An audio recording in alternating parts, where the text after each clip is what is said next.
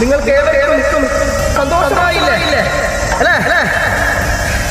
നിങ്ങൾക്ക് നാളെ നടക്കേണ്ട വഴികൾ ഐശ്വര്യങ്ങള് പെരിയത്ത് ശാസ്താവും കിന്നിവാണിയും വേട്ടക്കാളിയും ഇരിക്കുന്ന മാതാവും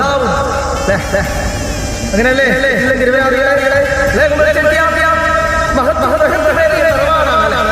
ഇന്ന് നീ പരിപാലിക്കുന്നത് അല്ലെ അല്ലെ?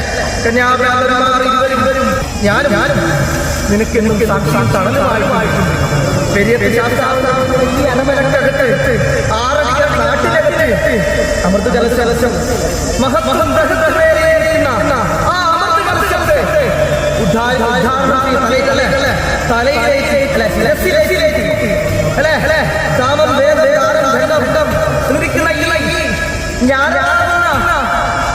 അമൃതത്തെ ഒന്ന് ശിരസികൾ എഴുന്നള്ളിക്കാൻ പറ്റാൻ